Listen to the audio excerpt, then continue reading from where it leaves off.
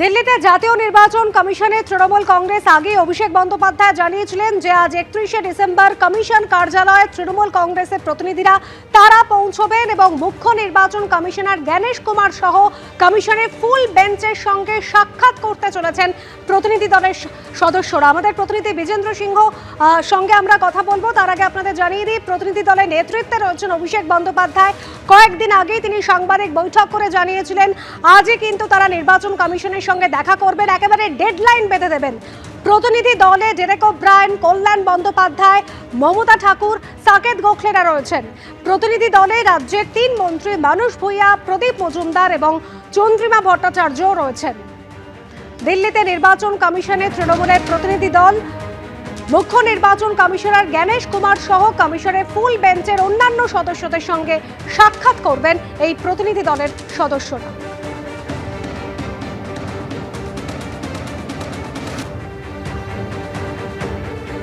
আর তৃণমূলের প্রতিনিধি দলে রয়েছেন রাজ্যের 3 মন্ত্রী, রয়েছেন মানস ভূঁইয়া, রয়েছেন প্রদীপ মজুমদার এবং চন্দ্রিমা ভট্টাচার্য। প্রতিনিধি দলের নেতৃত্বে রয়েছেন অভিষেক বন্দ্যোপাধ্যায়। একেবারে সাংবাদিক বৈঠক করেছিলেন অভিষেক বন্দ্যোপাধ্যায় এবং যেখানে তিনি তার কর্মসূচির কথা ঘোষণা করেছিলেন এবং তাদের বক্তব্য, এসআইআর আবহে যেভাবে এসআইআর চলছে, শুনানির নামে হেনস্থা করা হচ্ছে, বাঙালিদের ওপর অত্যাচার করা হচ্ছে, একেবারে স্পষ্ট ডেডলাইন বেঁধে দিয়েছিলেন অভিষেক বন্দ্যোপাধ্যায়। আজ সেই সমস্ত দাবি দাওয়া নিয়ে নির্বাচন কমিশনের সঙ্গে দেখা করতে চলেছেন তৃণমূলের প্রতিনিধি দলের সদস্যরা।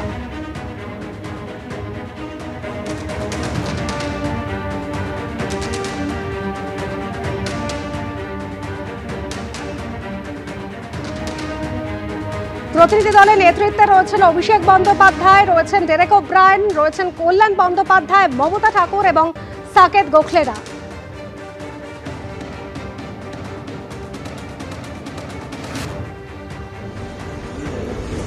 আশাবুল হোসেন আমাদের প্রতিনিধি রয়েছেন আমাদের সঙ্গে টেলিফোন লাইনে। আশাবুল, আজ তৃণমূলের প্রতিনিধি দলের সদস্যরা তারা আজ নির্বাচন কমিশনের সঙ্গে সাক্ষাৎ করতে চলেছেন, কখন যাবেন তারা এবং কখন হবে সেই সাক্ষাৎ? দেখো, আজকে 12টার সময় নির্বাচন কমিশনের তরফে এই প্রতিনিধি দলকে সময় দেওয়া হয়েছে। ফলে 12টার সময় নির্বাচন কমিশনের সঙ্গে দেখা করবেন তৃণমূলের এক বিশেষ প্রতিনিধি দল এবং এই প্রতিনিধি দলের নেতৃত্ব দেবেন অভিষেক বন্দ্যোপাধ্যায়। এছাড়াও আরও 9 জন তৃণমূলের প্রতিনিধি থাকছেন, যাদের মধ্যে থাকছেন ডেরেক ওব্রায়েন, কল্যাণ বন্দ্যোপাধ্যায়, থাকছেন প্রদীপ মজুমদার, মানস ভূঁইয়া, সাকেত গোখলে এবং কল্যাণ বন্দ্যোপাধ্যায়। তুমি জানো যে ইতিমধ্যেই অভিষেক বন্দ্যোপাধ্যায় তিনি জানিয়েছিলেন যে এই যে 1 কোটি প্রায় 1.5 কোটির মতো ভোটার তাদেরকে একটা তালিকাভুক্ত করা হয়েছে এবং সেই তালিকা কেন প্রকাশ করা হচ্ছে না সেটা তিনি জানিয়েছিলেন এবং সেই তালিকাটা প্রকাশ করতে হবে যে কেন গোপনীয়তা বজায় রাখা হচ্ছে। ফলে সেই মূলত এই দাবিটা নিয়ে আজকে অভিষেক বন্দ্যোপাধ্যায় নির্বাচন কমিশনারের সঙ্গে তারা কথা বলবেন এবং সেই সঙ্গে তুমি জানো যে BLA 2 যারা রয়েছেন তাদের শুনানিতে অংশগ্রহণ করতে দেওয়া হচ্ছে না, মানে তারা শুনানি কেন্দ্রগুলোতে তাদের প্রবেশে কোনো রকম অনুমতি দেওয়া হচ্ছে না। এই নিয়েও কালকে মমতা বন্দ্যোপাধ্যায় তীব্র ক্ষোভ প্রকাশ করেছেন। তিনি বলেছেন এনুমারেশন ফর্ম ফিল আপ থেকে আরম্ভ করে সমস্ত ক্ষেত্রে BLA 2দের যেখানে অনুমতি দেওয়া হচ্ছে সেখানে কি কারণে সাধারণ মানুষকে সহযোগিতা করতে BLA 2রা কেন শুনানি কেন্দ্রে ঢুকতে পারবেন না। সেক্ষেত্রে শুধুমাত্র বিজেপি নয়, সমস্ত তৃণমূল নয়, সমস্ত রাজনৈতিক দলের যারা BLA 2 আছেন প্রত্যেকেই তাদের অনুমতি দেওয়া হোক, যাতে যারা ভোটাররা যাদের নাম বাদ যাচ্ছে, যাদেরকে শুনানিতে ডাকা হচ্ছে যাতে তাদের সহযোগিতা করতে পারে। এবং কোনো আইন নেই নির্বাচন কমিশনের তরফে যেখানে আইনে বলা আছে যে BLA 2দের ঢুকতে দেওয়া হবে না শুনানি কেন্দ্রে। ফলে এই বিষয়টাও আজকের যে নির্বাচন কমিশনের সঙ্গে যখন অভিষেক বন্দ্যোপাধ্যায়ের নেতৃত্বে এই প্রতিনিধি দল দেখা করবেন এই প্রশ্নগুলো আসবে। সেই সঙ্গে এই যে অ্যাপে মাঝে মাঝেই নতুন করে নানা পদ্ধতিগত আপডেটেড করা হচ্ছে এবং যার ফলে যাদের নাম তালিকা থেকে বাদ যাচ্ছে বা যাদের শুনানিতে ডাকা হচ্ছে তারা কিন্তু বিভিন্ন সময় সমস্যার মধ্যে পড়ছেন, BLOরা নানা সমস্যার মধ্যে পড়ছেন। ইতিমধ্যেই তুমি জানো যে একাধিক BLO তারা আত্মহত্যা করেছেন এবং যে সমস্ত ভোটারদের নাম শুনানিতে ডাকা হচ্ছে তারা অনেকেই এই আত্মহত্যার পথ বেছে নিচ্ছেন, যেখানে তৃণমূলের পক্ষ থেকে দাবি করা হচ্ছে প্রায় 58 জনেরও বেশি হ্যাঁ।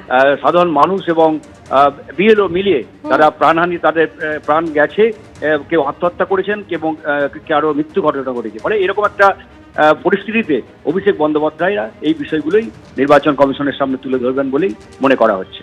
ধন্যবাদ শ্রাবণ। এর আগে আজ দিল্লিতে যাবেন তৃণমূলের প্রতিনিধি দলের সদস্যরা, তিনি নিজে নেতৃত্ব থাকবেন। সাংবাদিক বৈঠক করে অভিষেক বন্দ্যোপাধ্যায় কি জানিয়েছিলেন শোনাবো। আমি 31 তারিখ দিল্লিতে নিজে যাব। আমি নিজে চিফ ইলেকশন কমিশনের সাথে দেখা করে সদুত্তর চাইব। আপনার যদি উদ্দেশ্য সঠিক থাকে আর লোকাবার কিছু না থাকে, আপনি লিস্ট রিলিজ করবেন। আমি ভাবা উচিত, আপনারা ধরুন চাকরি করেন, হঠাৎ আপনাদের বলে দেওয়া হলো যে 10% লোক সাসপিশিয়াস এবং নাম বলা হলো না, হুটহাট করে চাকরি খেয়ে নিল, আপনারা জিজ্ঞেস করবেন না? আত্মপক্ষ সমর্থনের কোনো সুযোগ থাকবে না? নতুন বছরে ফের রাজ্যে আসছেন প্রধানমন্ত্রী, যেটা জানা যাচ্ছে 18ই জানুয়ারি মালদায় সভা করতে পারেন প্রধানমন্ত্রী নরেন্দ্র মোদী। পশ্চিমবঙ্গ বিজেপির পক্ষ থেকে আবেদনও জানানো হয়েছে। শিবাশিস মৌলিক প্রধানমন্ত্রীর এই সফরসূচি সম্পর্কে আরো জানাবেন। শিবাশিস। দেখো অংশ, আমরা আগেই বলেছি যে সার্বিকভাবে এমসিসি লাগু হওয়ার আগে কিন্তু 10টি জনসভার জন্য প্রধানমন্ত্রী 10টি জনসভার জন্য আবেদন করা হয়েছিল। তার 4টি গত বছর করা হয়ে গিয়েছে, অর্থাৎ চলতি বছরে করা হয়ে গিয়েছে 2025-এ।